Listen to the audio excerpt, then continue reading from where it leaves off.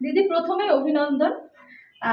একেবারে সরাসরি রাজনৈতিক প্রশ্নে চলে যাচ্ছি। সামনেই বিধানসভা নির্বাচন, সেখানে আপনি নির্দল প্রার্থী হিসেবে যে লড়ার সিদ্ধান্তটা নিলেন, এটা কেন? এই প্রশ্নটাই আমি চাইছি সবাই আমাকে করুক। কেন আমি সিদ্ধান্ত নিতে বাধ্য হলাম? সিদ্ধান্ত এমনি এমনি নেয় না কোনো মানুষ, নিশ্চয়ই তার পেছনে একটা প্রেক্ষাপট থাকে।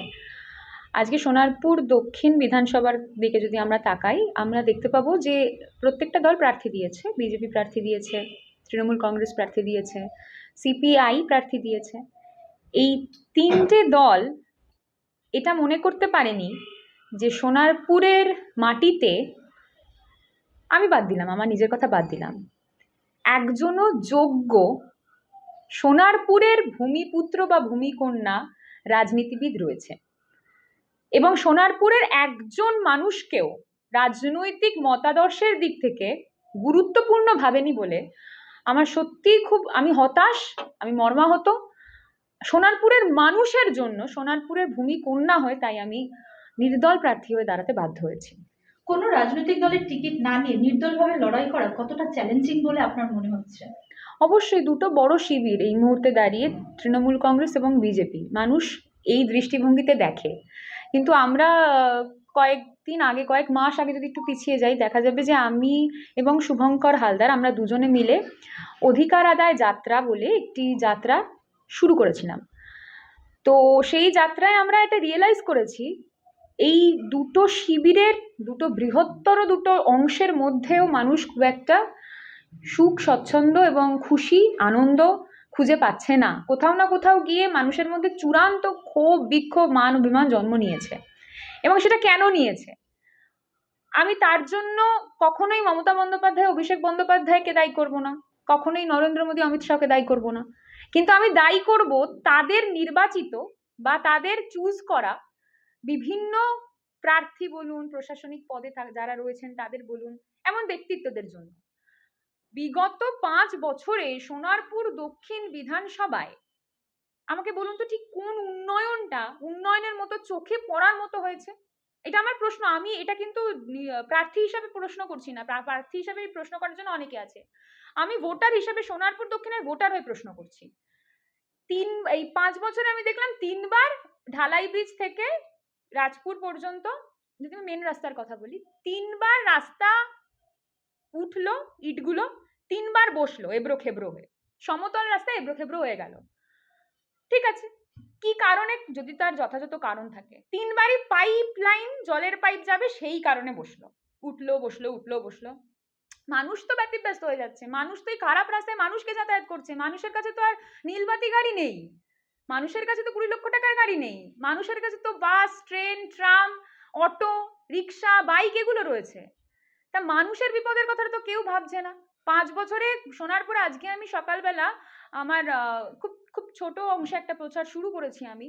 তো আমি সেখানে গিয়ে দেখলাম সোনারপুরের বিভিন্ন ওয়ার্ডগুলো, যেগুলো পঞ্চায়েতের সংলগ্ন, রাস্তার নামে 12 বছর ধরে রাস্তাই হয়নি।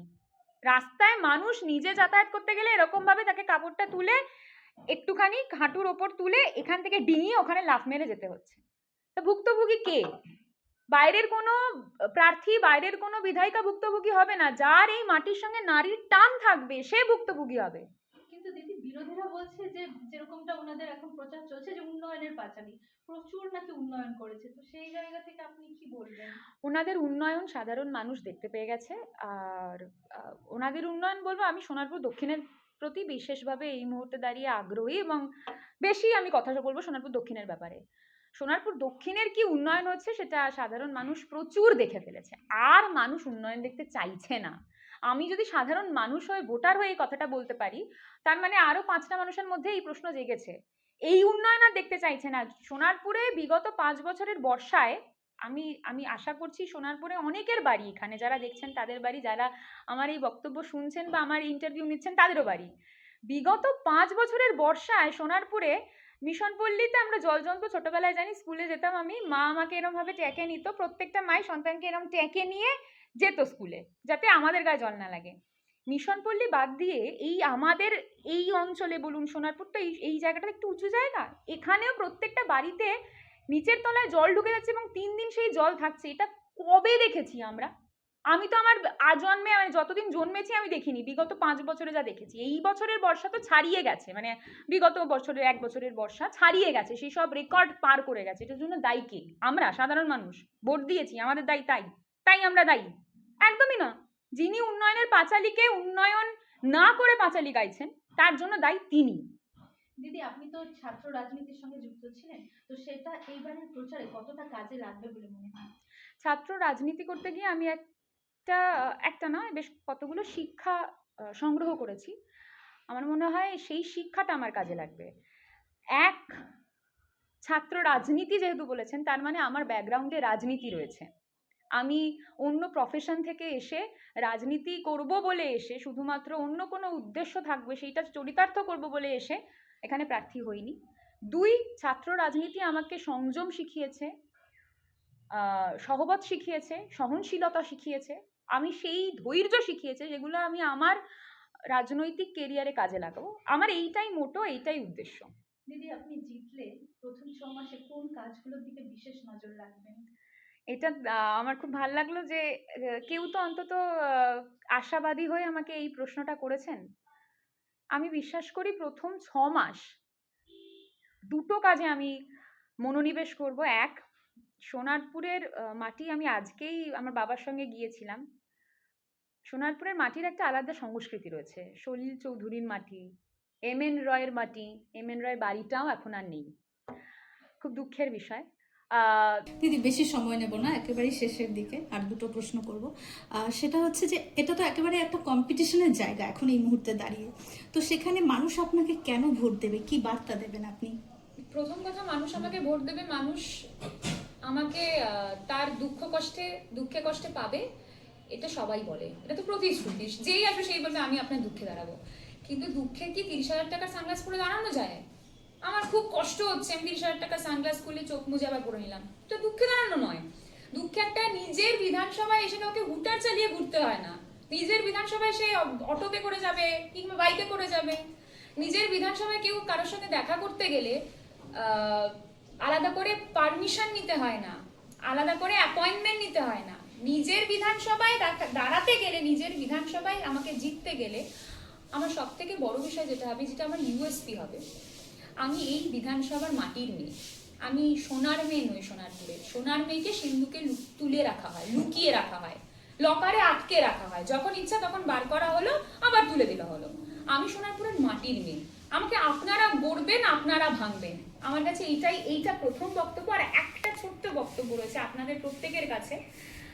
24x7, রাত্রি 2টো, 1:30, 3টে, 4টে, 5টা, সকাল, সন্ধে, বিকেল, যখন চাইবেন, যখন বলবেন আপনার কাছে যাব।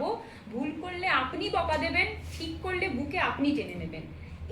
এই ধারণা, আমি এখানে বড় হয়েছি, আমি এখানে স্কুলে পড়েছি, বন্ধু বান্ধব রয়েছে, প্রত্যেকটা মানুষ আমাকে সেই ভালোবাসাটুকু দিক, আশীর্বাদটুকু দিক, তাতেই আমি যথেষ্ট। দিদি, বিরোধীরা বলে যে যারা নির্দল থেকে জিতে যায়, যেসব প্রার্থীরা, তারা নাকি পরে ভবিষ্যতে গিয়ে বড় দলেই যোগদান করে, সেটা কি মনে করছেন? আপনি কি অ্যাকসেপ্ট করছেন এটা? এই ধারণাটা না আমাদের মধ্যে তৈরি হয়েছে কারণ আমরা সেটা দেখে বড় হয়েছি, তাই আমরা অনেক ক্ষেত্রে এই বিষয়গুলো দেখেছি। নির্দল প্রার্থী যদি বিধায়ক হয়, বিধায়কের কাজ কি? বিধায়কের কাজ বিধানসভায় যাওয়া, তার অঞ্চল, তার বিধানসভার কথা তুলে ধরা, কি সমস্যা, কি অসুবিধা সেটা তুলে ধরা। একটা ফান্ড আসে বিধায়কের কাছে, সেই ফান্ডটা অন্য কোনো কাজে ব্যবহার করা নয়। সোনারপুরের, যদি সোনারপুরের কথা বলি, সোনারপুর দক্ষিণের ইনফ্রাস্ট্রাকচারের জন্য ব্যবহার করা, সোনারপুর দক্ষিণের সুযোগ সুবিধার জন্য ব্যবহার করা, সোনারপুরের মানুষের সুযোগ সুবিধার জন্য ব্যবহার করা। আমি কোন দলে যোগ দেবো সেটা আমার কাছে মুখ্য না হয়ে যদি আমার কাছে সোনারপুর দক্ষিণ মুখ্য হয়, তাহলে তো যে কোনো প্রার্থী দাঁড়ালে তাকেই জেতানো যেতে পারে। ঘরের মেয়ে, সে বলছে সে যাবে বিধানসভায়। আমি মানুষকে এটা ক্লিয়ার করে দিই, তৃণমূল কংগ্রেসের বিধায়ক বা বিধায়িকা হলে তাকে বেশি টাকা দেওয়া হবে, নির্দল প্রার্থীর বিধায়ক বা বিধায়িকা হলে তাকে টাকা দেওয়া হবে না, এটা ভুল ধারণা। এই ধারণাটা, এই ভুল বার্তা মানুষের কাছে যাচ্ছে, সেটা নয়। আমি যদি বিধায়ক হই, আমাকে যত টাকা দেওয়া হবে, বিজেপির বিধায়ক যদি অন্য কোথাও হয়, তাকেও ঠিক তত টাকাই দেওয়া হবে। এটা বিধায়ক ফান্ড, এটা বরাদ্দ করা হয়, এটা সেন্ট্রাল গভর্নমেন্ট, স্টেট গভর্নমেন্ট বরাদ্দ করে। তাই আমি আমার সোনারপুর দক্ষিণে যদি উন্নয়ন করতে চাই, তার জন্য আমাকে তৃণমূল করতে হবে না, বিজেপি করতে হবে না, তার জন্য আমি সোনারপুরের জন্য ভাবছি কিনা সেটা ইম্পর্টেন্ট। সোনারপুর ভোটারদের উদ্দেশ্যে কি বলবেন? আমি ভোটারদের কাছে তাদের মাটির মেয়ে, তাদের ঘরের মেয়ে, আমার নারীর টান রয়েছে এই মাটির সঙ্গে। তাই আমাকে এইটুকু শুধুমাত্র সুযোগ দিন যে আমি 5 বছরের তো বিষয়, 5 বছর তো আপনারা দেখলেন, 5 কেন আপনারা 10 বছর দেখলেন। মমতা বন্দ্যোপাধ্যায়, আমি মমতা বন্দ্যোপাধ্যায়কে মা বলতাম। মমতা বন্দ্যোপাধ্যায় তিনি ভবানীপুর থেকে ভোটে দাঁড়ালেন, বাংলা নিজের মেয়েকে চায়, তিনি তার হোম গ্রাউন্ড অ্যাডজাস্টমেন্ট সিট থেকে ভোটে দাঁড়ালেন। তাহলে সোনারপুর তার নিজের মেয়েকে কেন পাবে না? সোনারপুরের মানুষ কেন তার নিজের মাটির ছেলে মেয়ে ভূমিপুত্র ভূমিকন্যাকে কেন পাবে না? তার নিজের সন্তানকে কেন পাবে না? তাই ভোটারদের কাছে আমি একটা অনুরোধ রাখবো, শুধু একটাই, বিজেপির বিধায়ক সম্মানীয় রূপা গঙ্গোপাধ্যায়, তৃণমূল কংগ্রেসের বিধায়ক সম্মানীয় লাভলি মৈত্র এবং সিপিআই এর বিধায়ক সম্মানীয় পারমিতা দাশগুপ্ত, আমি বিধায়কটা কেন ইউজ করলাম সেটাই বলছি। কেউ এখনো বিধায়ক হয়নি, তবুও আমি বললাম যদি এরা বিধায়ক হয়ে যায় তারা কিন্তু কেউ সোনারপুরের আসল সত্যি, সোনারপুরের আসল বঞ্চনা, সোনারপুরের আসল মর্ম সেটা বুঝতে পারবে না, সেটা অন্তর দিয়ে দেখতে পারবে না। আমার ভোটাররা এইটুকু বিশ্বাস রাখুন, আপনাদের জন্য আমি আছি, আমার জন্য আপনারা নয়। দিদি একটা জিজ্ঞাসা করবো, লাস্ট প্রশ্ন। আপনাকে কয়েকদিন আগে মানে বেশ কয়েক মাস আগে দেখা গেছে যে শাসক দলের মঞ্চে আপনাকে দেখা গেছে, আজকের আপনি একদম নির্দল হিসেবে ভোটে লড়ছেন, এতে আপনার কতটা সুবিধে বা অসুবিধা হতে পারে?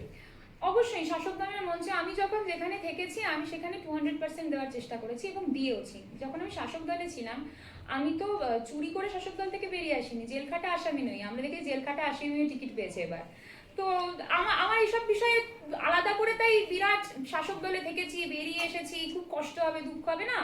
শাসক দলে থেকেছি, একটা শর্ট ফিল্ম বানিয়েছি যেটা শাসক দলের অনেকের পছন্দ হয়নি, একেবারেই আমি বলবো না মমতা বন্দ্যোপাধ্যায় অভিষেক বন্দ্যোপাধ্যায়ের পছন্দ হয়নি, হয়তো তাদের পর্যন্ত খবরটাই পাঠানো হয়নি বা যায়নি, শাসক দলের অনেকের পছন্দ হয়নি, আমাকে নিলম্বিত করে দিয়েছে, অর্থাৎ সাসপেন্ড করে দিয়েছে।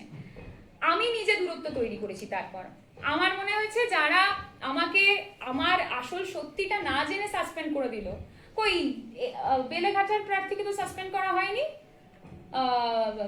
হাবড়ার প্রার্থীকে তো সাসপেন্ড করা হয়নি, তারপর সমহিমায় বিধায়কের টিকিট দেওয়া হয়েছে। আমার বক্তব্য এটাই, যে ভুল করবে আর যে ভুল সইবে দুজনেই সমান অপরাধী। তাই আমি ভুল করিও নি, আমি ভুল সইবও না।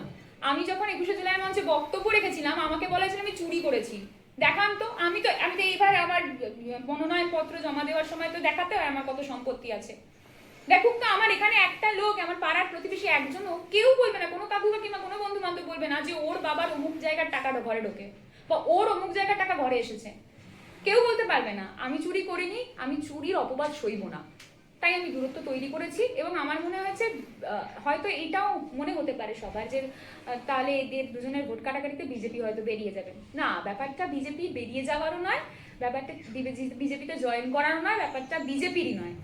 বিজেপিও যদি সত্যি চাইতো সোনারপুরের মাটির উন্নয়ন করবে, সোনারপুরের কথা ভাববে, তাহলে বহিরাগত প্রার্থী দিত না।